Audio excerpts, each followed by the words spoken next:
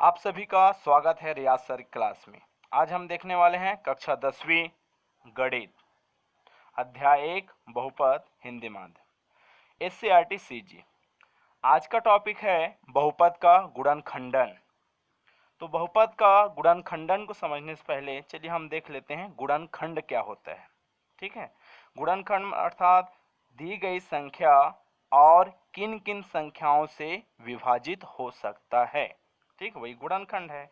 जैसे यहाँ देखिए एक का गुणनखंड, तो एक जो है और किस किस संख्या से विभाजित हो सकता है, किस किस अंक से। ठीक है, तो यहाँ आपका एक जो है ना केवल एक से ही विभाजित होगा। अब हम देखते हैं दो का गुणनखंड, तो एक के पहाड़े में आ जाएगा दो, एक दूनी दो, और दो किसके पहाड़े में आएगा, दो के पहाड़े में। तीन, तीन का गुणनखंड, एक तिया तीन और तीन एकम तीन।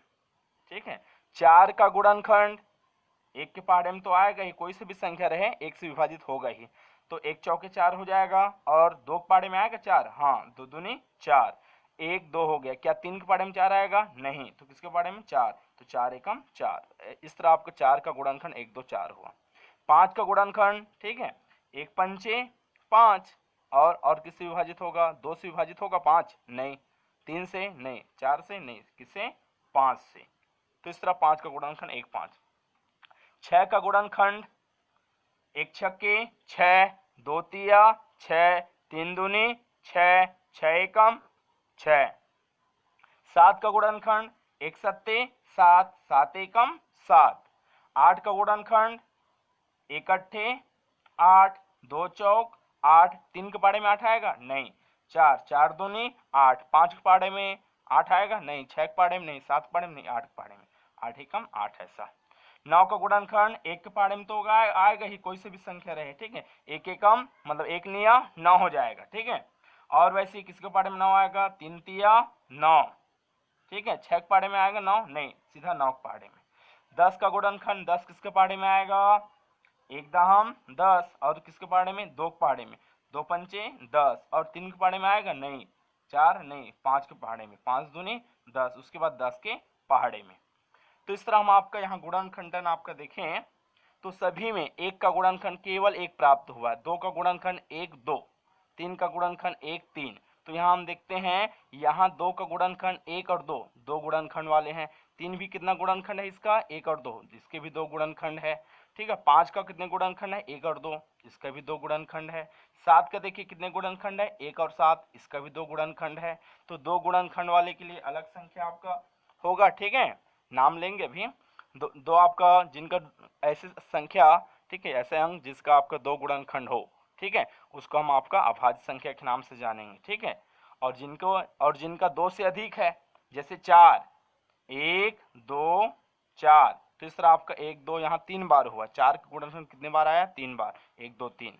वैसे यहाँ आपका छह का एक दो तीन और यहाँ छह आया है, तो दो से अगर अधिक गुणनखंड आया तो उसको हम कहेंगे भाज्य संख्या। तो छह यहाँ भाज्य हो जाएगा। ठीक है, तो यहाँ भाज्य और अभाज्य, ठीक है, यहाँ परिभाषित किया गया है। देखिए अभाज्य संख्या, तो इसकी परिभाषा एक से बड़ी ऐसी प्राकृतिक संख्या जो स्वयं से, किससे, स्वयं से। जैसे यहाँ पांच दिया गया है, तो पांच जो दिया गया है स्वयं से परिभाषित है, मतलब स्वयं से क्या है आपका, विभाजित है, पांच एकम पांच बोलकर। ठीक है, तो क्या बोला गया है, एक से बड़ी ऐसी प्राकृतिक संख्या जो स्वयं से, अपने आप से, व एक के अतिरिक्त, एक के अलावा, ठीक है, एक के अतिरिक्त और उसके अलावा, ठीक है, और किसी प्राकृतिक संख्या से विभाजित नहीं होती।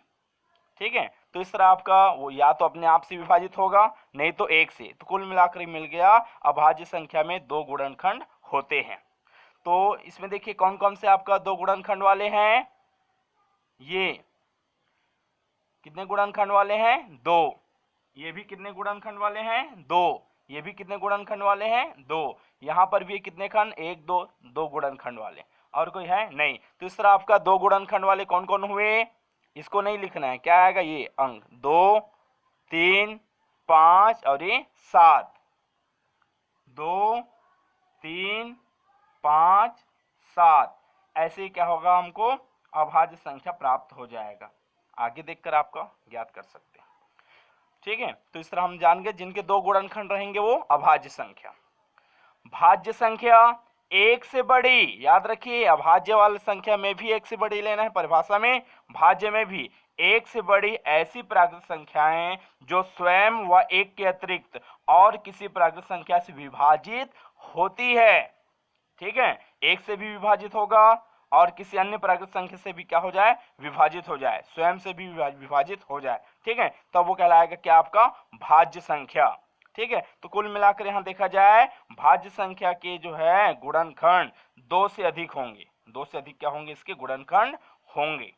ठीक है, किसमें, भाज्य संख्या में। तो दो से अधिक गुणनखंड वाले कौन कौन है, ये है क्या दो से अधिक गुणनखंड, नहीं ये तो एक अकेला है। ठीक है, ये नहीं है। तो दो से अधिक, एक दो तीन, हाँ ये एक दो, दो से अधिक गुणनखंड वाले हैं कौन है, चार छह, इसमें भी देखो एक दो तीन चार गुणनखंड, तो चार हुआ, छह आठ नौ और ये कौन सा, 10, 4 6 8 9 10, 4 6 8 9 10। ठीक है, जिनके आपका दो से अधिक गुणनखंड है वो क्या कहलाएंगे, भाज्य, दो से अधिक गुणनखंड। ठीक है, तो यहां देखिए यहां छूट जा रहा एक, अगर दो गुणनखंड है तो वो अभाज्य है, दो से अधिक गुणनखंड वाले क्या हैं, भाज्य हैं। तो यहाँ जो एक जो है यहाँ छूट गया। ठीक है, इसी कारण आपका परिभाषा के अनुरूप, ठीक है, एक को हम आपका ना तो भाज्य संख्या कहते हैं ना ही अभाज्य संख्या कहते हैं। ठीक है, चलिए अब हम देखते हैं गुणनखंडन। किसी संख्या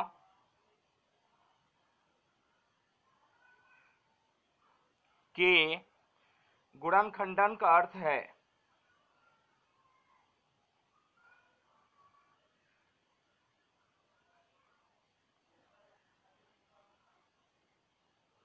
किस संख्या के गुणनखंडन का अर्थ है उसे ऐसे अभाज्य, उसे ऐसे अभाज्य गुणनखंड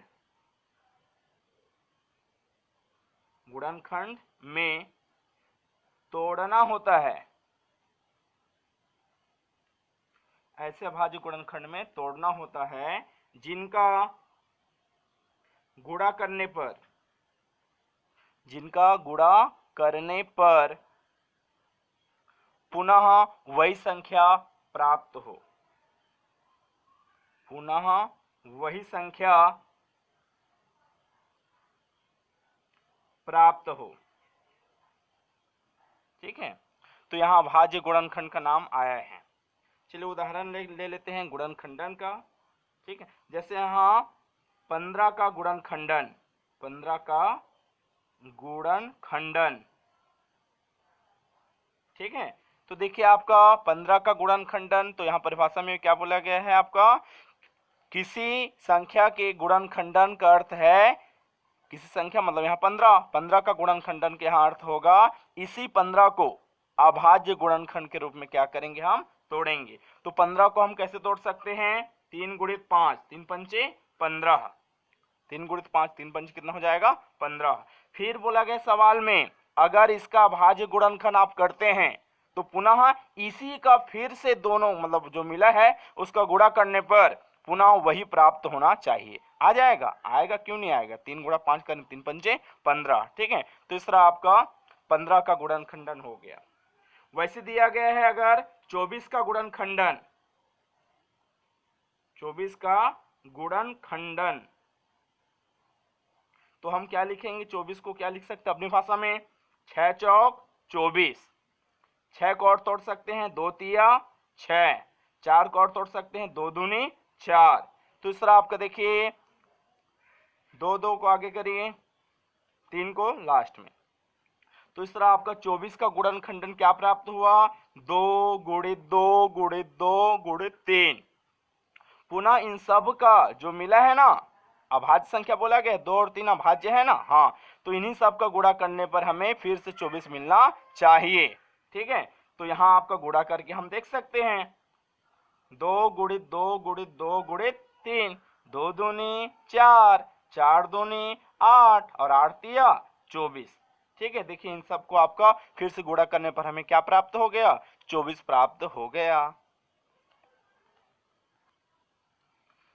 जिस प्रकार आपका गुणनखंडन आपका देखें हम परिभाषा, ठीक है, ठीक उसी प्रकार है बहुपद का गुणनखंडन।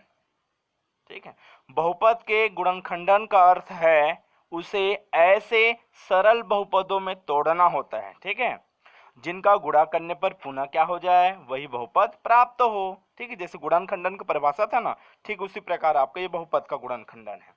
इसमें इस बार बहुपद वाला लेना है। तो बहुपद का गुणनखंडन क्या, बहुपद का गुणनखंडन करने के क्या क्या तरीके हैं, मतलब कौन कौन से तरीके हैं। ठीक है आपका, तो इसके 3 तरीके हैं, 3 तरीके। पहला है उभयनिष्ठ निकालकर, उभयनिष्ठ निकालकर।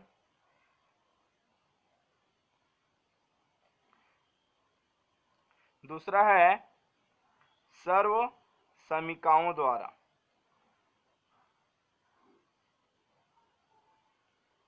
सर्व समीकाओं के उपयोग से। और तीसरा है मध्य पद को तोड़कर, मध्य पद को तोड़कर। आज के इस वीडियो में हम केवल उभयनिष्ठ निकालकर बहुपदों का गुणनखंडन कौन सा तरीके से, उभयनिष्ठ निकालकर और सर्व समीकाओं के उपयोग से, ये दोनों को हम क्या करेंगे अभी देखेंगे। मध्य पद को तोड़कर, ठीक है, इसके लिए नया वीडियो मैं बनाऊंगा। चलिए अब हम देखते हैं आपका पहला उभयनिष्ठ निकालकर बहुपद का गुणनखंडन प्राप्त करना। उदाहरण ले लेते हैं, 12x धन 4x घात 2। ठीक है, चलिए इसमें देखते हैं, यहाँ लिखा है आपका 12x और वहाँ आपका जस्ट बगल में धन 4x घात 2। तो दोनों में आपका जो गुणांक है x घात 2 गुणांक कितना है 4, और यहाँ x का गुणांक कितना है 12। दोनों में से ये 4 है, ये 12, दोनों में से छोटा कौन है 4। तो क्या 4 के पहाड़े में 12 आएगा, ये आता है, हाँ। ठीक है, तो हम सबसे पहले क्या किए, छोटे वाले आपका जो गुणांक है उसको हम देखें 4, और बगल वाला जो बड़ा गिनती उसको हम देखते हैं इसी के पहाड़े में ये वाला आता है कि नहीं आता है, आता है 4 के पहाड़े में, हाँ। तो हम लिख देंगे क्या, 4 के पहाड़े में आता है, तो लिख देंगे 4 गुणित 3। 12 क्या लिख देंगे, 4 गुणित 3, 4 तिया 12, x का x, धन का धन, और है बगल में कितना 4x घात 2, 4 का 4, x घात कितना दिया गया है 2। ठीक है, x घात 2 दिया गया है, तो इसको हम लिख सकते हैं x गुणित x। ठीक है, अब देखिए ये क्या है धन, हम जानते हैं धन और ऋण के चिन्ह हो तब क्या हो जाएगा, बहुपद जो है कौन, बहुपद का मतलब बहुपद कितने, मतलब बहुपद पद के आधार पर कितने पद है, 1 पद 2 पद 3 पद, कौन निर्धारण करता है, धन और ऋण का चिन्ह। तो ये धन के इस पार वाला पहला पद हो जाएगा और धन के उस पार वाला क्या हो जाएगा, दूसरा पद। तो दोनों में, धन के पहले वाले में भी धन के उस पार वाले, दोनों में देखिए आपका उभयनिष्ठ क्या निकलेगा, उभयनिष्ठ मतलब जो धन के पहले पद वाले में भी और धन के बाद वाला पद जो दिया है दोनों में समान हो। तो देखिए 4 4 दोनों में समान है, x और ये भी x दोनों में क्या है, समान है।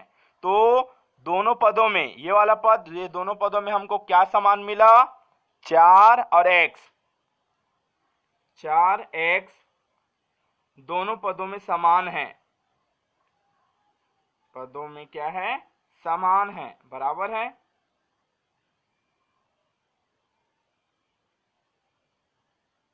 ठीक है, 4x क्या है, दोनों पदों में समान है, अतः उसको हम क्या करेंगे, बाहर ले लेंगे, किसको, 4 और x को।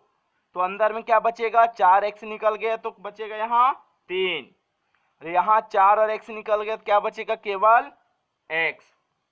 तो इस तरह आपका हमें 12x धन 4x घात 2 का गुणनखंडन प्राप्त हो गया। कितना? 4x कोष्टक में 3 धन x। लेकिन हम गुणनखंडन के अनुसार जानते हैं, गुणनखंडन मतलब आपका किसी संख्या में गुणनखंडन का अर्थ है, देखे थे ना, किस संख्या में गुणनखंडन का अर्थ है उसे ऐसे अभाज्य गुणनखंडों में तोड़ना होता है जिनका गुणा करने पर क्या हो जाए? पुनः वही मिल जाए। ठीक है, तो इनका 4x का अंदर में आप गुणा करेंगे। ठीक है, करके बताऊं? चलो, इसका आपको गुणा करेंगे ना तो फिर से आपको वही बहुपद मिल जाएगा। और यहाँ आपका अभाज्य गुणनखंड वाला भी देखे थे ना, गुणनखंडन मतलब अभाज्य गुणनखंड के रूप में तोड़ना। तो यहाँ 4 को हम कैसे तोड़ सकते हैं? 2 गुणे 2 के रूप में। ठीक है आपका।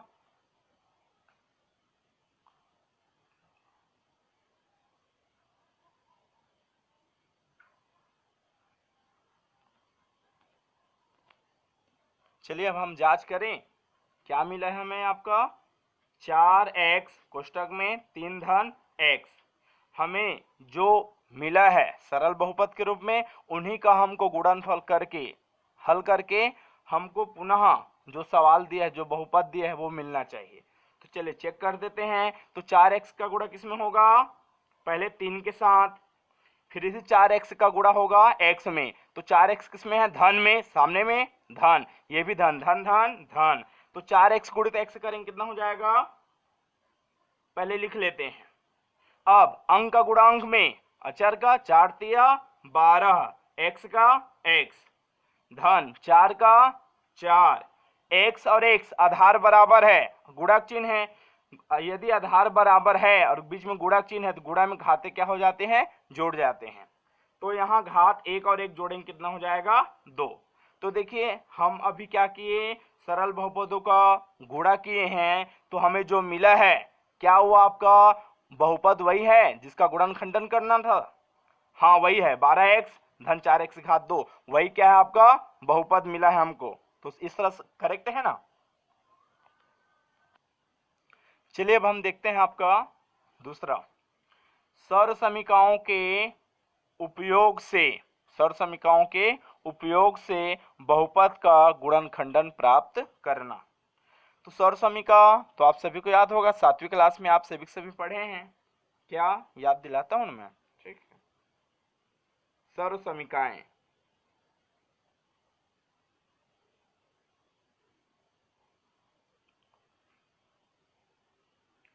ए धन बी पूरे का वर्ग, ए धन बी पूरे का वर्ग, इसका सूत्र होता है सर्वसमीका ए धन बी पूरे का वर्ग बराबर ए का वर्ग धन 2ab धन बी का वर्ग।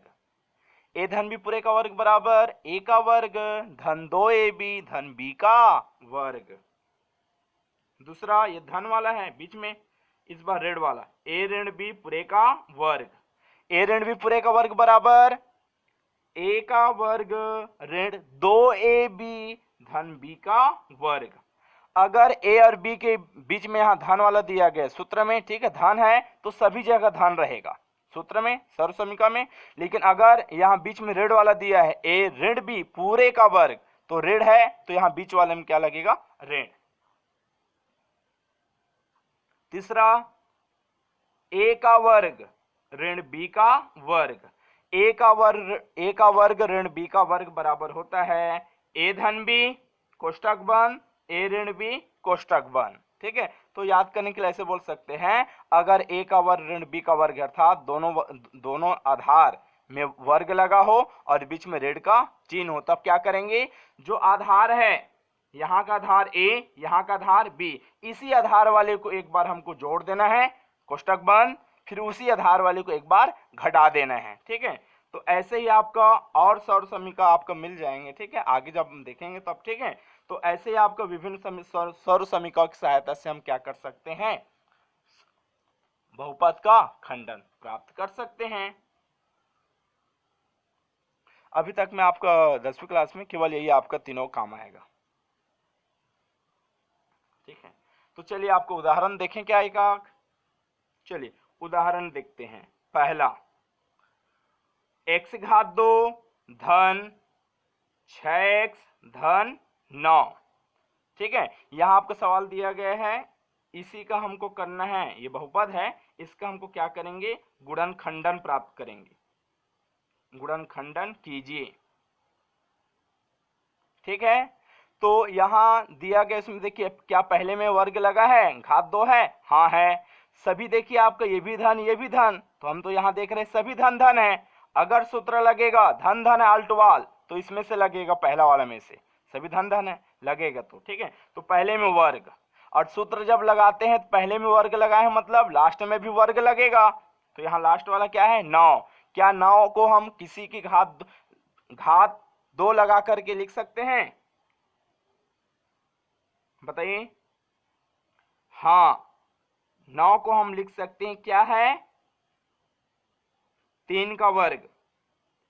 9 को लिख सकते हैं क्या, 3 का वर्ग। सभी धन धन है तो लगेगा, तो ये वाला सूत्र लगेगा। ठीक है, हम जान गए। तो शुरू वाला वर्ग हाँ, लास्ट वाले का वर्ग हाँ, मिल गया। दोनों के बीच में देखिए क्या करना है, धन 2 गुणित ए बी, 2 गुणित ए बी। इसको हम आगे जाकर यदि लिखना चाहें तो ऐसे लिख सकते हैं, इसका वर्ग और यहाँ 3 का वर्ग। ठीक है, तो यहाँ शुरू वाला जो दिया गया है उसको हम a मान लेंगे, है ना, और जो लास्ट में जो दिया है उसको हम क्या मान लेंगे, b मान लेंगे। लेकिन सूत्र में धन 2ab रहता है, धन 2ab, तो सूत्र में 2 रहेगा ही, 2 हो गया। फिर उसके बाद क्या बोला गया है, a मतलब यहाँ जो आप लिए हैं a बराबर क्या रख देंगे, x, तुलना करने पर ये a का मान हो जाएगा। ठीक है, तो हम क्या करेंगे, सूत्र में यहाँ a आया है ना, उस a के जगह में रख देंगे यहाँ वाला x का मान, ये x। 2 हो गया, हाँ, a का मान रखे, हाँ रखा गया। ठीक है, b का मान, ये लास्ट वाला का आधार, आधार कितना है, 3, धन का धन, लास्ट वाला वैसी का वैसी। ठीक है, तो यहां पर आपका क्या हो बताइए, यहां जो x आया है ना, क्या आया है, x, इस x को हम मान लेते हैं a, और जो लास्ट में आया है 3, इसको हम मान लेते हैं क्या, b।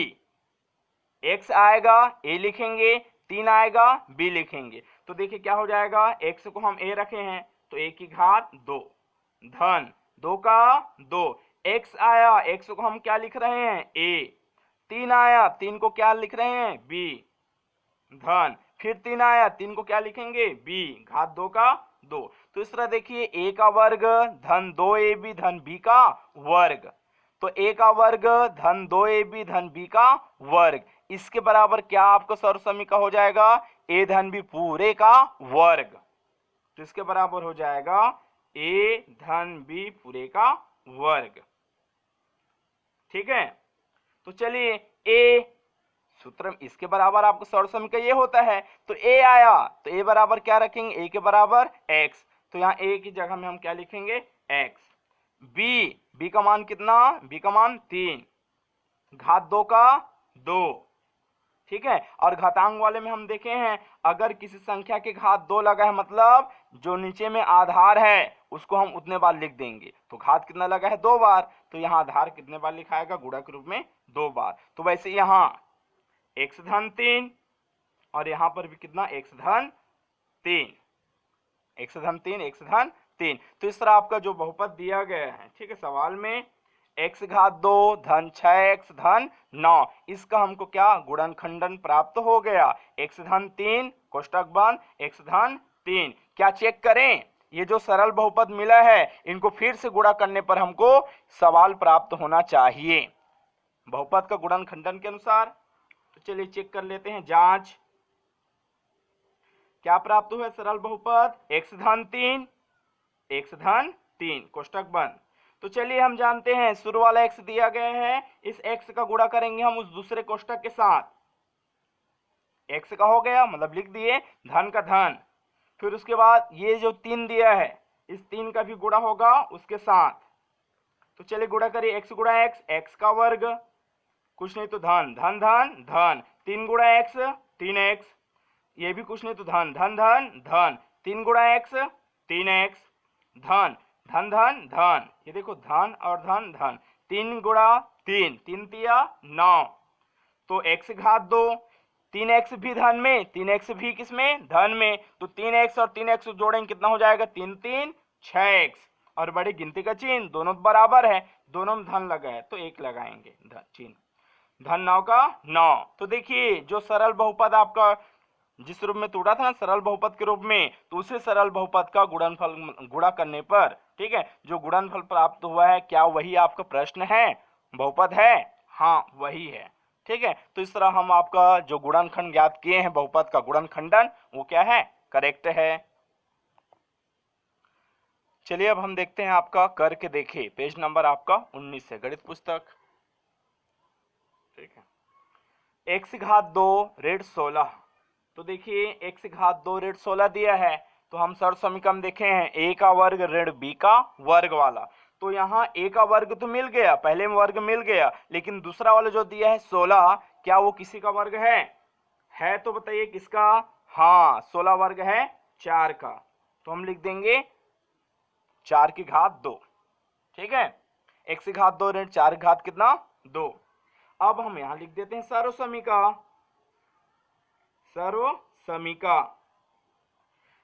ठीक है।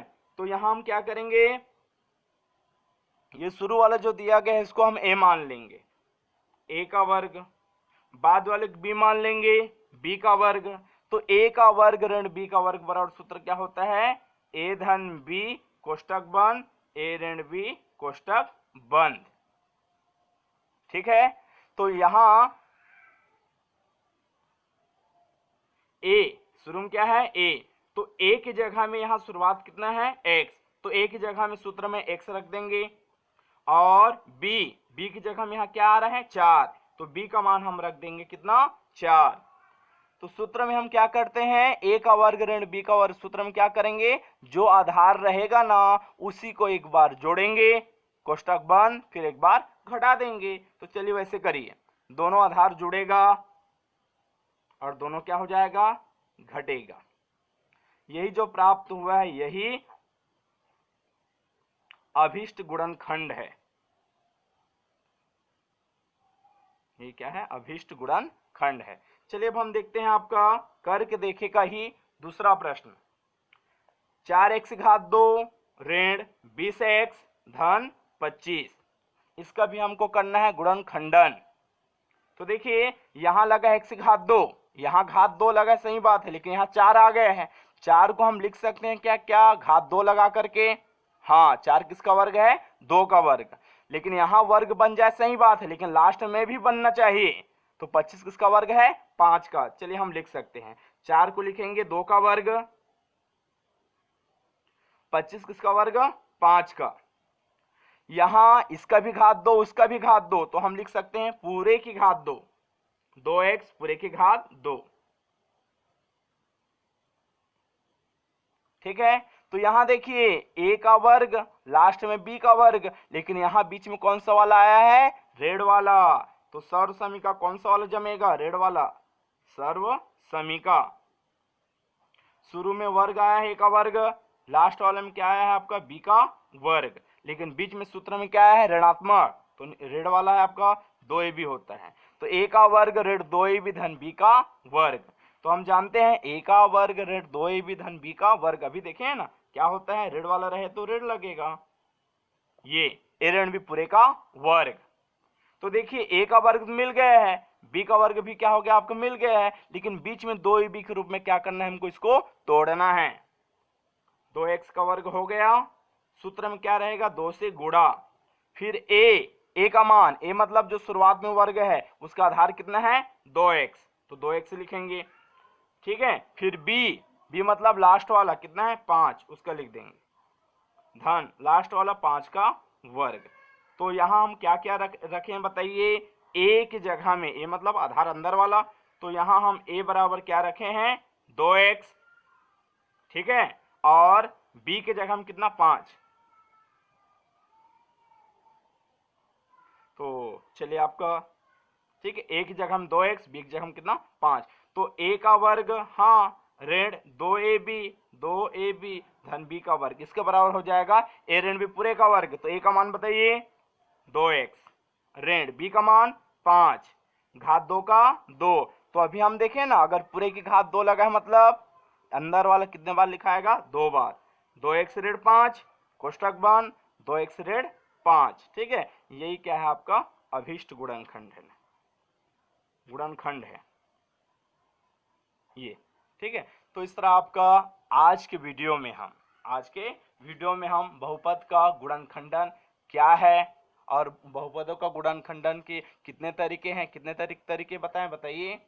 3 तरीका है आपका, उभयनिष्ठ निकाल करके, दूसरा है सौर समीकरण के उपयोग से, और तीसरा है मध्यपद तोड़ करके। 2 को तो हम आपका देख लिए, तीसरा जो बच गया है मध्यपद को तोड़कर, उसके लिए आपका नया वीडियो मैं बनाऊंगा। ठीक है, वीडियो देखने के लिए धन्यवाद।